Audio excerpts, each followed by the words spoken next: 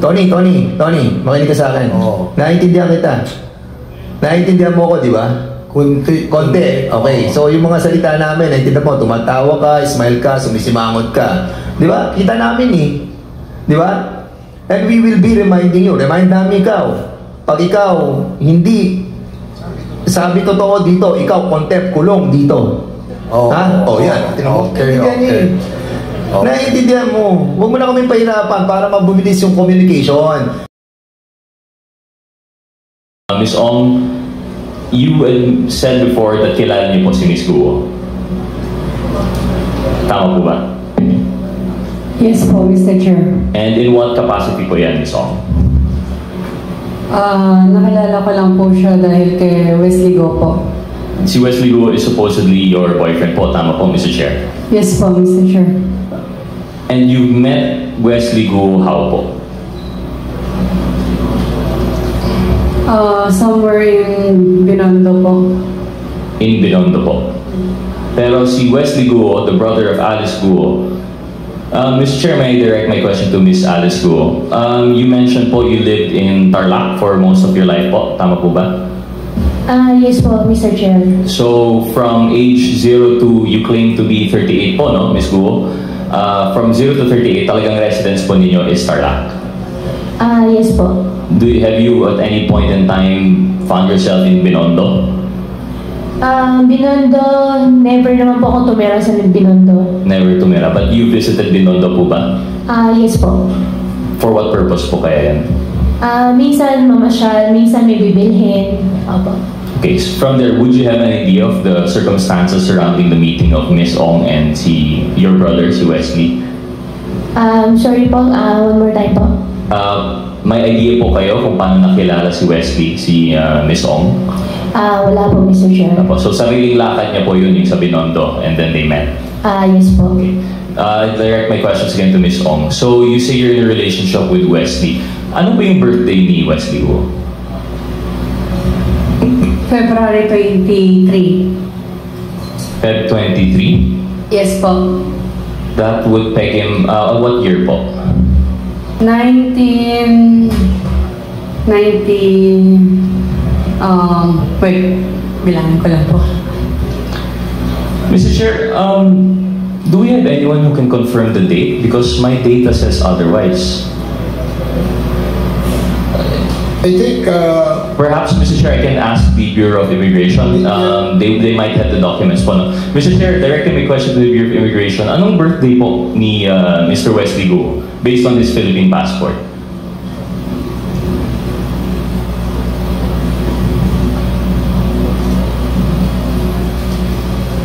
Mr. Chair, good evening. Unfortunately, we don't have it, but I undertake to give it before the end of the session, sir. Okay, please can you confirm? Because as far as I understand, I've seen the picture of the passport and it said February 1. And it would be very curious po na Ms. Ong wouldn't know the birthday of her boyfriend for 4 years na po.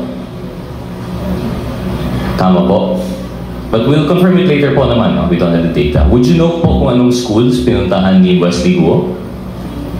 Boyfriend mo po of 4 years, hindi mo po alam kung anong schools pinuntahan niya? Hindi po, Mr. Chair. Isn't that curious? Di ka man lang curious kung saan po siya pumunta for schooling? Hindi po. So ano yung mga... What aspects of his life do you know about? Alam mo po ba kung ano yung hobbies niya? Maglaro po. Maglaro? Ng gam-gam. Ng gam-gam? Parang robot. Robot? Yun lang po. And the nature of his work, are you familiar po? No po. Hindi rin.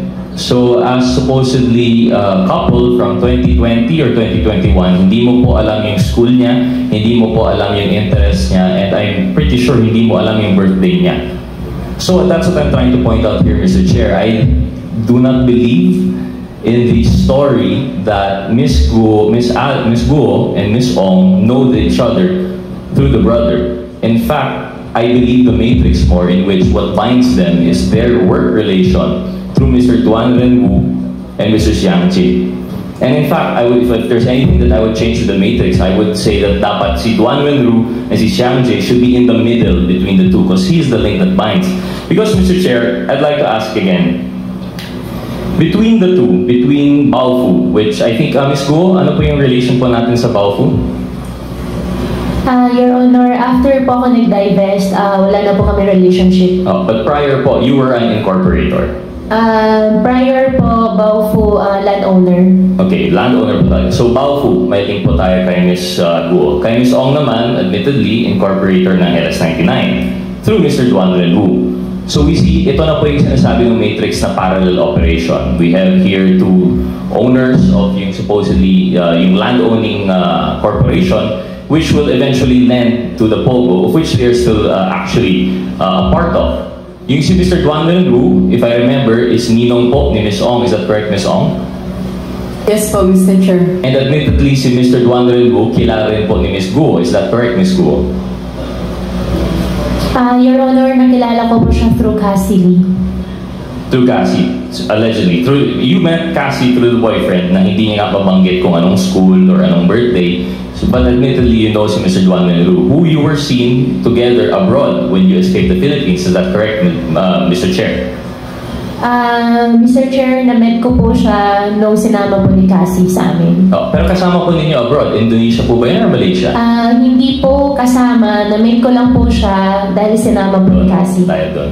And Mr. Duan Renwu and Mr. Jiang Chen naman, paano mo po kilala, Ms. Guo? Siya po yung nag-arrange ng hotel niyo, di ba? Your Honor, hindi ko po kilala si Jiang Jie. Hindi niyo po kilala. Pero in-arrange lang po yung hotel niyo.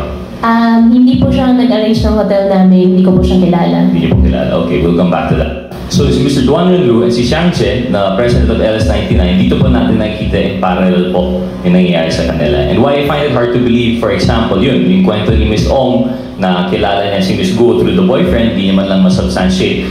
And kay Ms. Guo naman, although this might be hearsay for the committee, pero ako po personally, I hope you'd understand, di po ako naniniwala sa story na kayo po ay sa Tarlac from 0 to 38. Actually, Mr. Chair, can you ask the committee if naka-ready po yung photo? It was already shown before, pero yung class photo po ni Ms. Guo.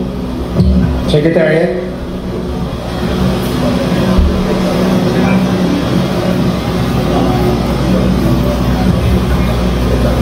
Ms. Guo, while waiting for that po, you say you were born in 1986. Tama po ba? Yes po, Your Honor. That puts you at, how old are you now po?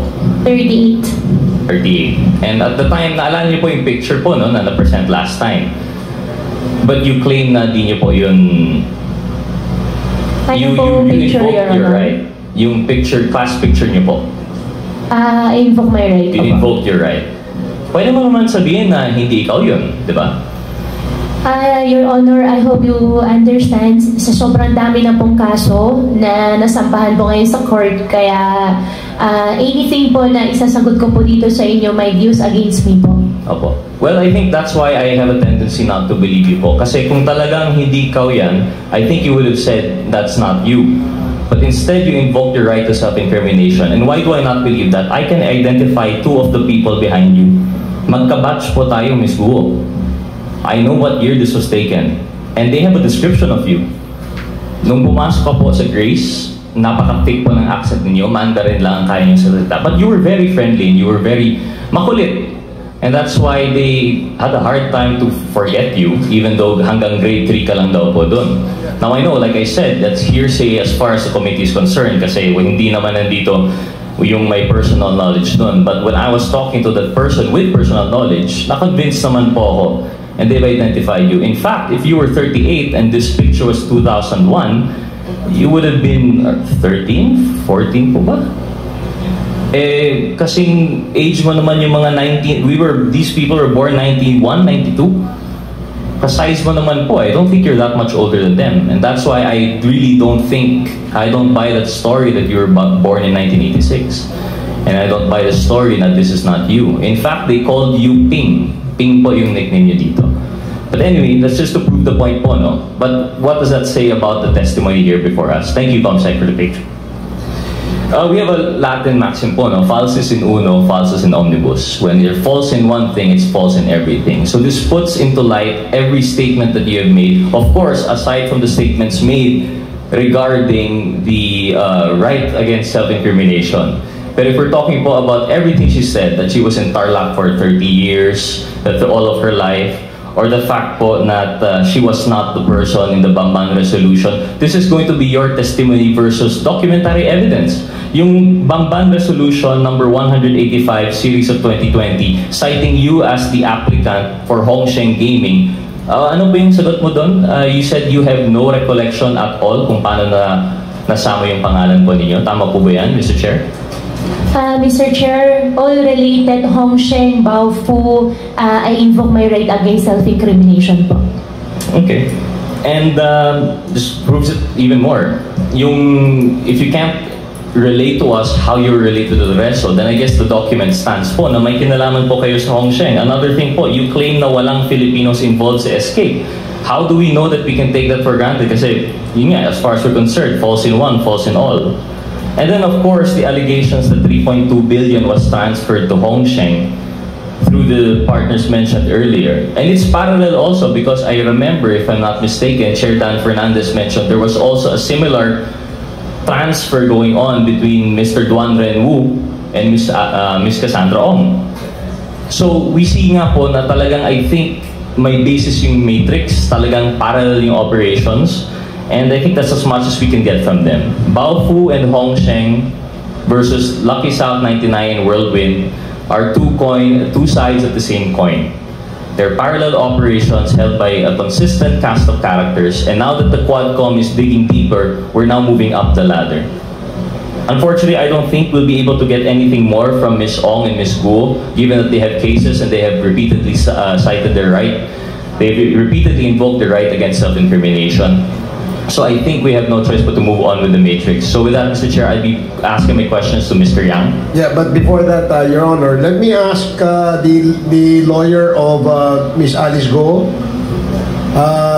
Your participation here is to advise your client only of her legal rights. And please, advise her also what questions she needs to answer. If the question being asked, being propounded by a member is not related to the case that she is facing, then you have to compel her to answer. And that goes the same with other counsels present. Okay, para lang ho maliwanag, that's our ground rules. Alam naman po ninyo, kayo mga lawyers, alam nyo naman po kung ano yung makaka-apekto sa kaso nila. Kaya huwag nyo silang pabayaang magtago sa likod ng right against self-incrimination. And we just want to make that clear. Please continue, Congressman Gutierrez. Thank you, Mr. Chair. Mr. Chair, before I move on, I'd like to go back. I still have 2 more photos with the COMSEC on the issues of Ms. Ong and Ms. Go. Committee Secretariat, may we ask for the pictures of Lucky South 99 and yung Hongsheng to be displayed? May I ask, Mr. Chair, the PAOCC, si Dr. Casio, Mr. Chair, generally ang POGO, kailangan po ba compound talaga? If I understand correctly, meron po tayong mga POGO operations within Metro Manila, is that correct? Mr. Chair, Honorable Gutierrez, in the past, PAGCOR allowed what was dubbed as hubs. By hubs, meaning to say different locators, different POGO operators can exist within one hub.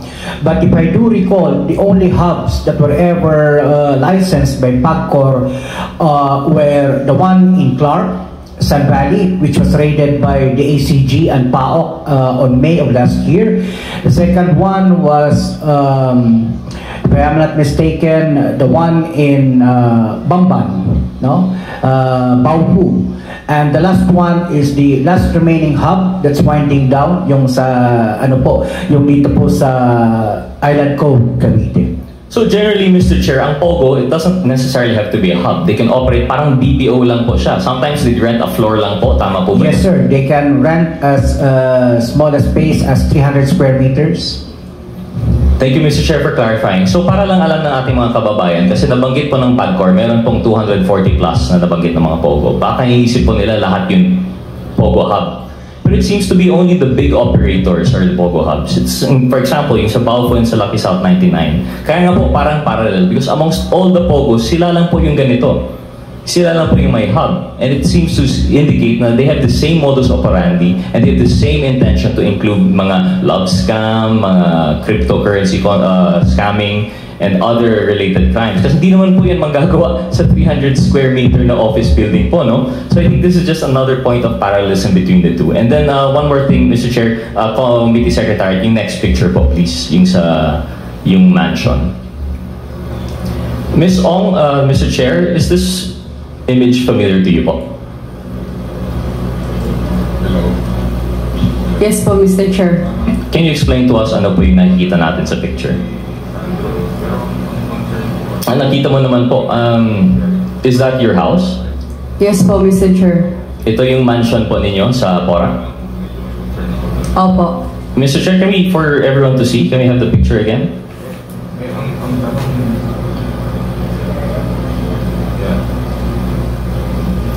Ms. Ong, gano'ng kalaki po yung inyong property dito? Tama po ba? That's like a little massage house in the middle of the lake behind the bigger mansion proper. Tama po ba, Ms. Ong? Lahat po yan bahay po. Ay, wala pong massage. Wala massage. Yung gitna. So Yes lahat po. yan bahay. So yung Opo. gitna. So gano'ng kalaki po itong property nyo? Yung lot po is around 3 hectares po. 3 hectares yung lot. And Yes all po. of this at the tender age of 24. Would you care to substantiate how you made your money out of this? Lahat po yan na-inherit po ba, Mr. Chair?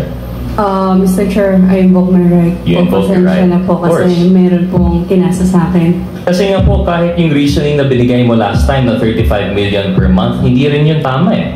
Kasi at 35 million per month na you would make out of the 70,000 hectares that you were renting out, that's only still just 35 million, which wouldn't account for the billions of worth. Sabi niyo po, wala po kayong inutang to make yung phase 1, phase 2, phase 3, not including itong mansion po ninyo. Because the truth of the matter is, based on reports, if we're to believe, this is actually bahay ni Mr. Duan Ren Wu.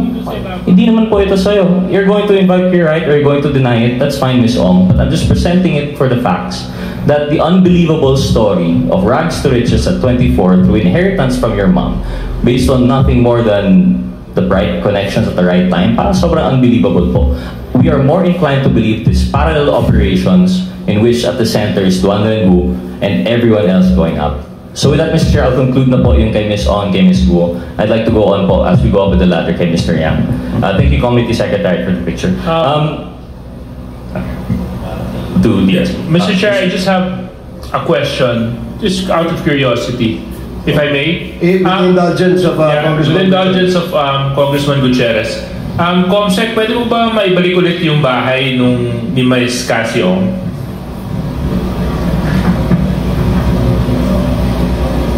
Ms. Cassie, pwede niyo po bang sabihin niyo kung tama po yung pagkaunawa ko dito sa litrato? So meron pong lake at yung bahay po ninyo ay yung nasa gitna. Tama po ba yun? Pinagkinig ko ba? Hindi, yung bahay po, yung bahay Comsec. Yung bahay Comsec. Prior picture, please. Yan. Yeah.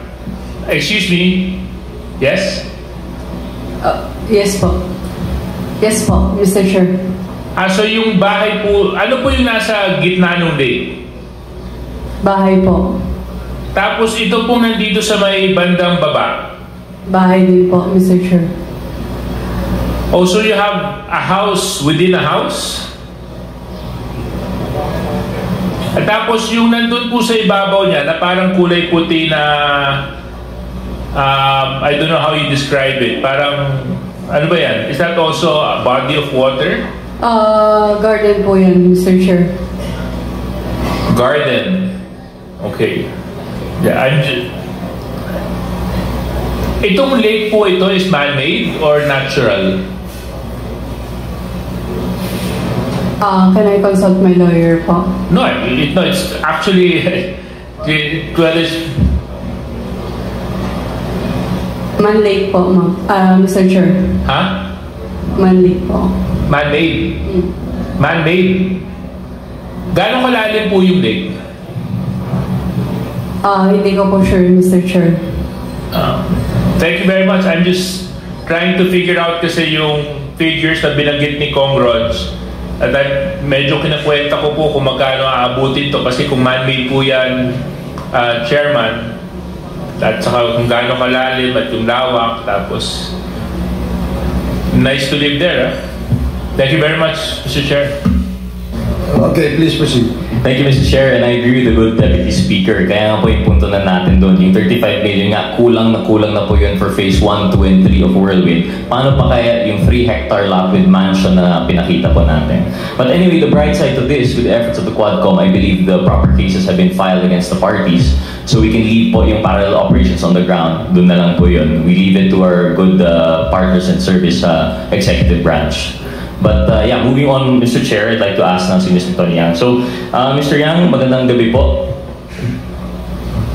Mr. Yang, kayo po ay nakakapagsalita ng Tagalog, English? Kunti. Kunti marunong. Konti marunong. Pero conversational, halimbawa pag may mga events po kayo na you can have conversation, pwede po kayo makipag-usap sa mga tao. Pag may dinner, mga ganun. I think it's better using English. Yeah, it's better. Better using English. Okay. Mr. Yang, good evening. So you can speak better in English. Are you able to have a casual conversation in English? No, actually, I am the interpreters. Good interpreter right now. But my question stands: is he able to have a casual conversation in English, Mr. Chair? 就是你说的东西，就是可以回答用英文回答吗？不会，不懂的。 No casual conversation. Mr. Chair, can we, through the Secretariat, can we have my next 3 photos, please? Mr. Chair. Point of inquiry lang, Mr. Chair. Would it be possible to ask the translator to speak into the mic when he tries to translate to Mr. Yang so that we can also hear?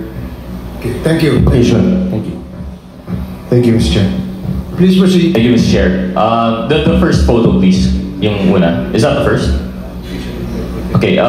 Mr. Yang, through the Honorable Chairman, is that you in the picture? 在图片里面是什么？就是他问你在图片里面那个是不是你？是我。是不是那个？是我。Yeah, it's It is. Do you recall ano pang event? Do you recall what event was transpiring here? 就是他问你在这里是举行了什么活动吗？还是就是干嘛的？当时那个三家钢铁厂给 BB 店里面签那个租那个地，租地的 行。Okay. I think it's during some rentals for the place. Yep. I'm sorry again, Mr. Chair. 开挖机吧，先去开挖机。BB 店 is for rentals for the DPTs. The ones using DPTs. 开挖机吧，开发机，经济开挖机。 经济开发机，经济开发机。Mr. Chairman, point of clarification lang, Mr. Chairman. Indulgence of Congressman Gutierrez. Yeah, with indulgence of Congressman Raj. I believe the translator is the son of Michael Yang. Are you the son of Michael? Tony Yang? No. You're Actually, no. I come from Pao. What is your? You're from Pao. Yeah. So you're the translator of the Pao, not of Tony Yang. No, it's Okay, you can proceed. Thank you so much. Please proceed.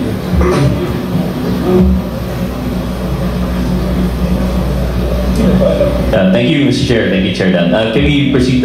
So can we have a clarification? What was the event? Okay. Which one? This one? Yeah, that event. Okay. Actually, I think how do we process like maybe he will rent us the place and then for He was renting a place. Yeah. So is it right to say this was a signing of a memorandum of agreement? Yeah. How can we ask him? Is this a signing of a memorandum of agreement with Vividec? 租 That's right. 租地。He's rented I think the heaters, the place of heaters. Mr. Chair, can we ask Mr. Yang to point kung sino po dyan yung translator niya? Can Mr. Yang point to us who in that picture is his translator? In that particular event. 里面水是那个翻译的，就有翻译在里面了。但是照片这也没翻译。Don't have any translator inside. No translator, Mr. Chair. So how would you converse with these people who you're having a deal with? 有翻译的给我寄，但是你在照片。 I think he have a translator, but the translator is not in the pictures. Okay. Mr. Chair, can I have the next photo, please?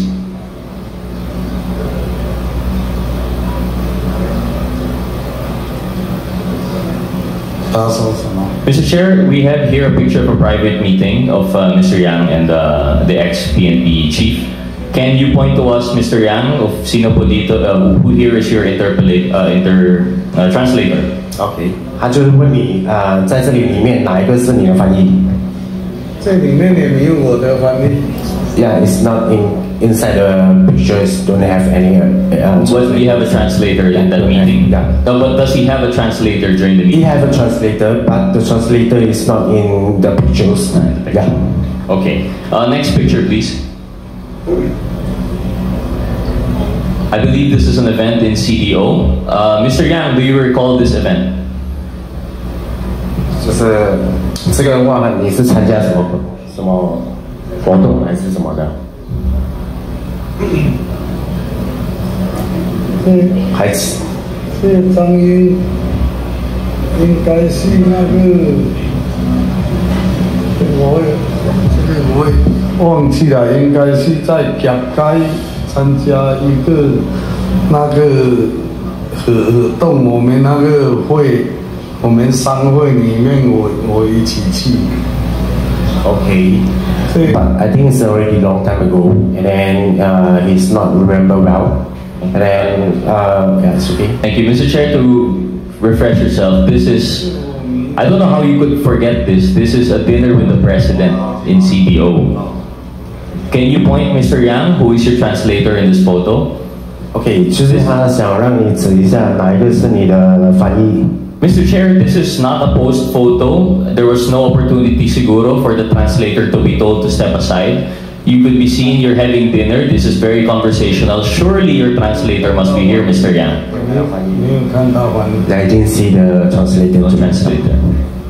I have difficulty believing after how many years in the Philippines that you are unable to carry conversation. As the pictures have provided, I believe that you, Mr. Yang, are able to speak Tagalog, Bisaya, or English. One of those languages in which you could talk with all these people you're having meetings with. Okay, 就是他意思是说你在这里生存了差不多20几年嘛，然后就是说你肯定懂一些大家乐语或者是英文之类的，不然的话你要在这里怎么生存，怎么去跟他们沟通？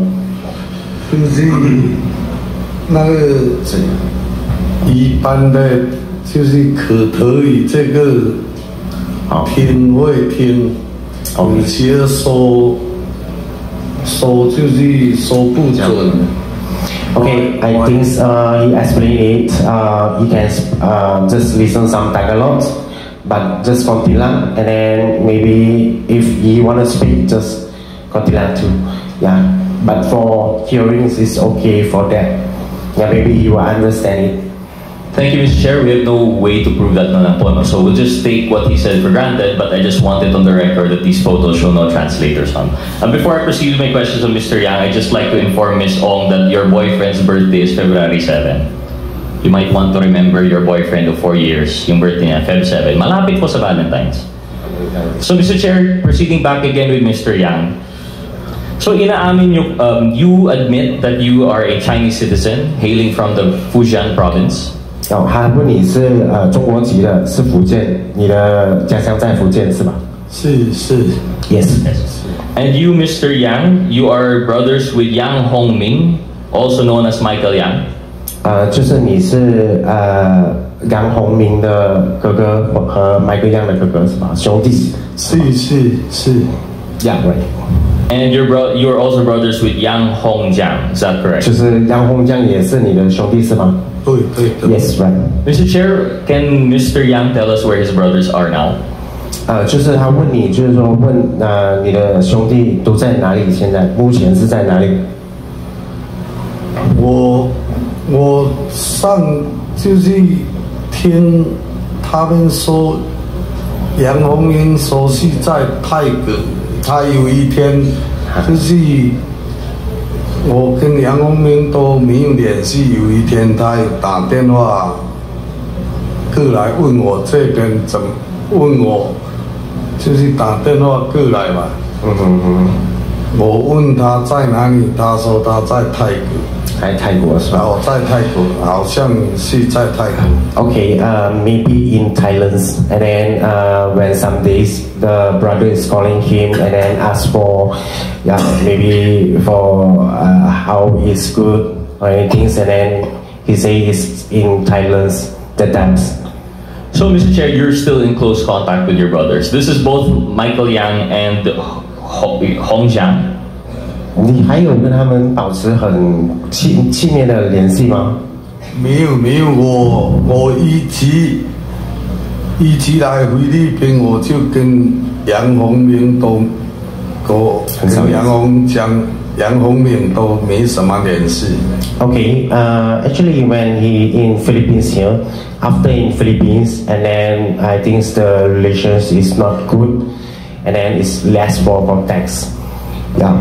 Thank you, Mr. Chair. Well, in that case, Mr. Chair, one more question on Michael Yang. You must be aware of the allegations that Michael Yang is related to Pharmaly Pharmaceutical Company. In fact, he was the financer. Are you aware of that, Mr. Yang, through the Honorable Chairman? 就是他问你知道，就是你们现在sorry, come again the questions.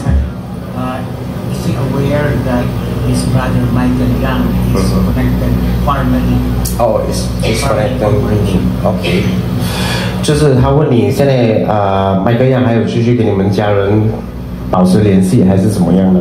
这个我就不知道了，因为我很少跟他我们我来菲律宾嘛，我跟他关系都不太好，都没什么联系。I think it's less for context and then don't have any idea for that. No idea about Pharmaly, the big scandal a few years back. Yeah, maybe not good for relationship. That's why don't have any idea for that.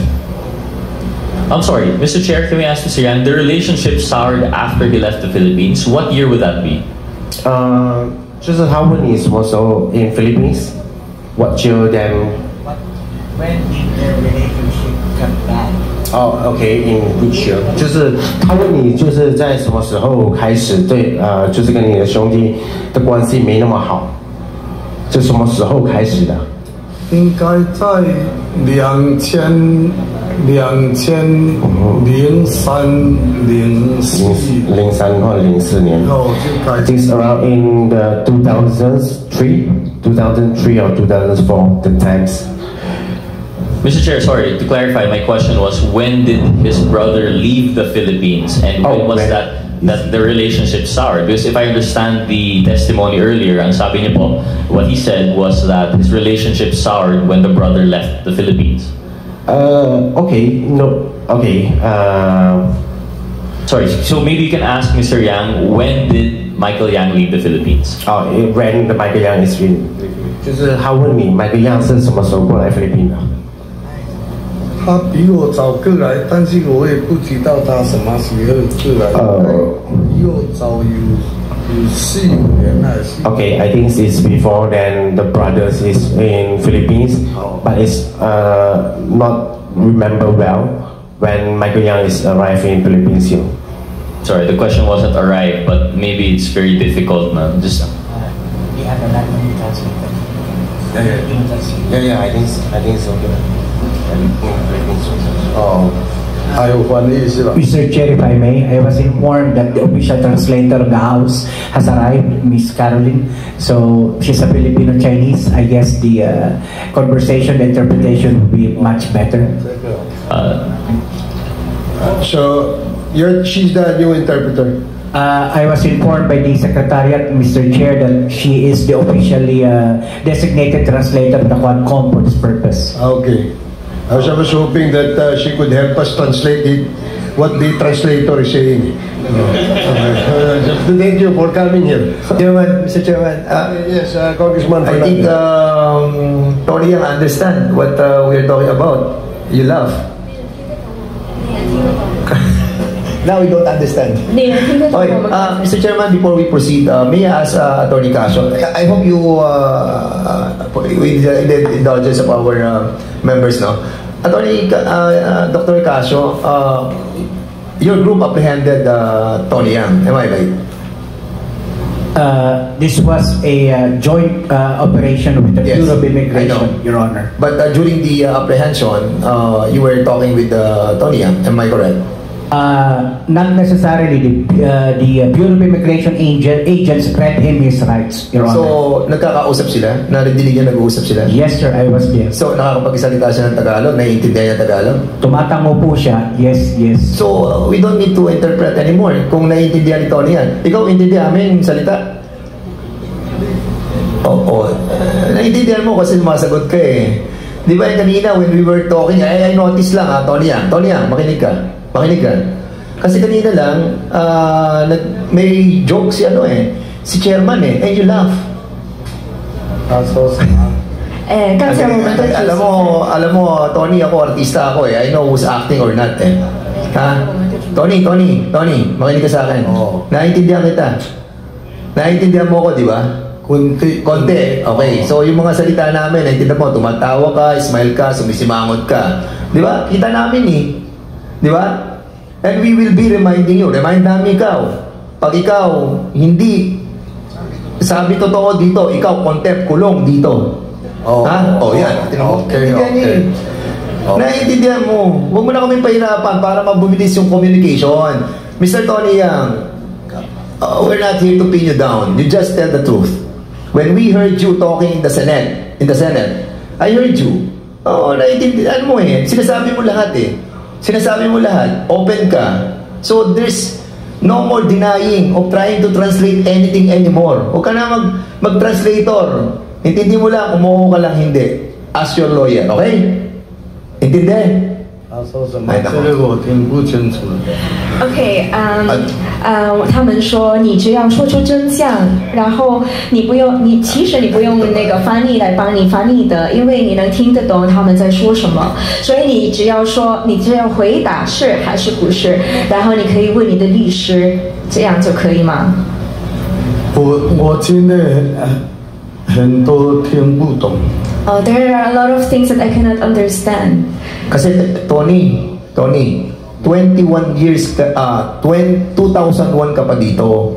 24 years ka nang nakatira dito. Imposibleng hindi mo naiintindihan ang mga sinasabi namin. Di ba? 24 years ka na. Gusto mo sabihin ko kung ano yung flight number ng aeroplano na sinakyan mo dito together with your brother, Ho Jing Yang. Sabay kayo, di ba? Nakasakay sa aeroplano, dumating dito sa Pilipinas. Tama, mali? Tama? Ang galing ito. Sige, go ahead. Okay. Roch, kindly wrap up, please. Okay. Sige, Mr. Chair. Well, siguro I'll just conclude na lang po with the question on the brothers. Now that we have a proper translator, I'm hoping. Mr. Chair, I'd like to repeat the question earlier.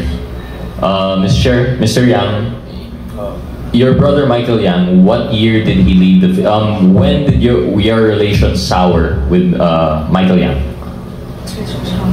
OK， 请问一下，你跟您大哥的弟弟呢？你跟弟弟的关系什么时候就是开始没有那么好？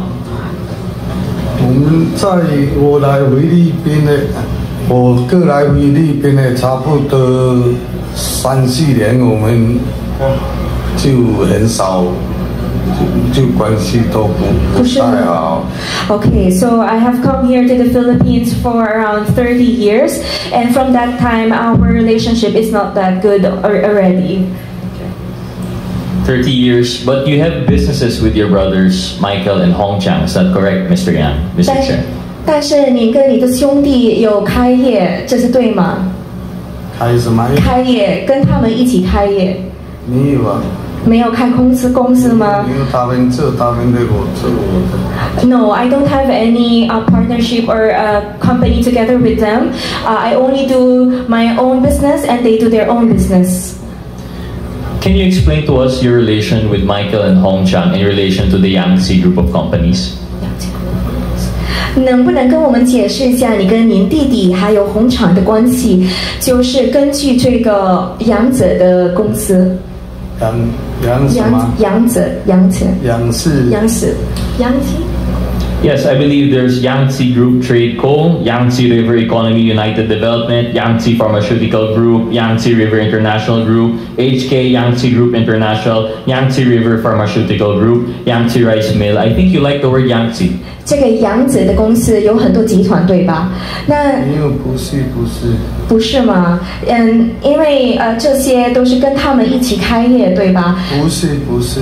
No, it's not. No, it's not. I'm not involved. I'm not involved. Not involved. Thank you, Mr. Chair.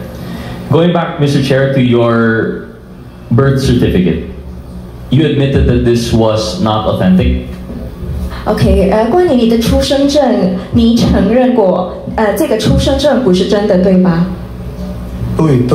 Yes, I admitted that it's not authentic. Mr. Chair, can you care to explain what are the circumstances surrounding your birth? How did you acquire a PSA certificate? 请问一下，你是如何得到这个出生证呢？我过来菲律宾应该。我过来菲律宾应该差不多2-3年，我爷爷弄来给我的。Okay. So when I went to the Philippines, 外公。对。Okay, when I went to the Philippines around after 2 to 3 years that I came to the Philippines, it was my grandfather, specifically my maternal grandfather, who helped me come up with this birth certificate.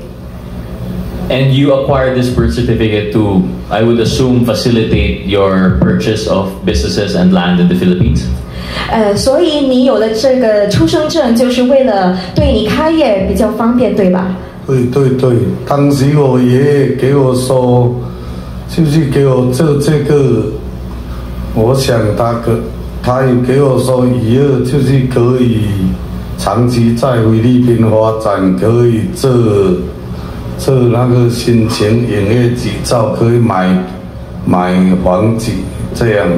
Okay, buy some properties. Okay, so during that time, it was my grandfather's plan or maybe decision, so that if I plan to open up a business here or to develop here in the Philippines for the long term, I would be able to use this. And also, for example, if I want to buy some lands or properties and also to gain some business permit, I would be able to use this birth certificate.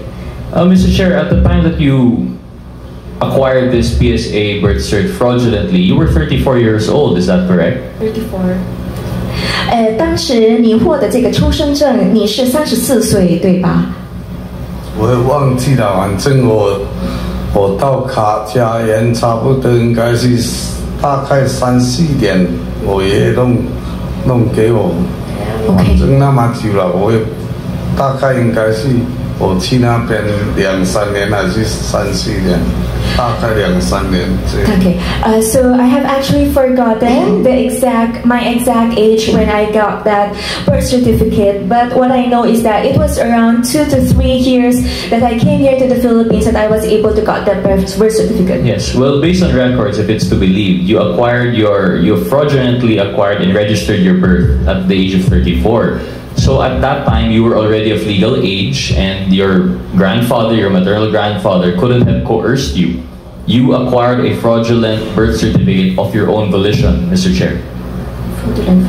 OK， 当时你已经34岁了，所以你有这个权利为自己做出决定。比如说，你知道这个出生证是假的，所以你可以就是为自己这个出生证而愿意还是不愿意做出这个出生证。当时我过来这边刚开始，我也什么都不会说吧，但是我外公自己的亲人他弄这个，他帮我弄这个我想他是想我在这边就是可以长期在菲律宾发展下去吧，应该是也是为我好吧，哦。Yes, because I do not know how to speak English, so I am not aware of what will happen with the birth certificate. But what I know is that it must be my grandfather's decision to get me the birth certificate, and because he's thinking that I could develop long term here in the Philippines. Okay, thank you. Mr. Chair, just a final question before I yield to other interpellators. Are you aware of Filipinas 168 Shopping Mall Inc. in 168 Shopping Mall. 请问你对这个168的商场很熟吗？168商场。不知道。你不知道？我不熟，不知道。I'm not very aware of it. It would show in the records that Tony Yang, Antonio M. Lim, and Yang Hongjiang are incorporators. 在我们的记录，这些记录里面说出 Antonio M. Lim 还有这个杨洪江，他们都是业主，或者他们都是这些的领导总经理。这样。谢谢我讲。谢谢，我也不大清楚会不会熟悉的，包他们也不是在宿务吧？宿务会不会他有一个商场，好像叫168还是什么，我不大记得。反正他们有弄商场。So I'm not aware of this 168. Maybe it is a mall in Cebu. There's a number like 168. So I'm not really very clear about it. Actually, it was incorporated in Davao. But anyway, I'll ask one more corporation. Is Mr. Yang aware of Yisan Fa Development Corp, in which Antonio Lim, Yang Hongming, and Yang Hongjiang are all incorporators? 他说什么？再问你一个关于这个138发这个集团，这里有说，他们的业主都是杨洪明先生，还有杨洪江先生。杨洪明、杨洪江。对。那我不知道，我真的不知道，我真的不知道他们这些公司怎么样。I really don't know this company. No, I don't know. Thank you. Mr. Chair, I had a few more questions, but in the interest of time, I'll just mention it for the record and that maybe we can verify at a later time. In addition to these two companies mentioned, and of course the Yangtze Group, I believe we have the papers for that, but we'll just produce it in a later time. I'd also like to mention that his name appears for DCLA Plaza, KSM Shopping Co., and Yisan Fe Development Corp. So, it's very difficult to be questioning this witness, Mr. Chair, given that it's either he is choosing outright to lie or he is feigning it behind this language barrier. But that's just a manifestation. With that, Mr. Chair, I will yield to other interpellators. Thank you very much, Mr. Yang. Thank you, Mr. Chair.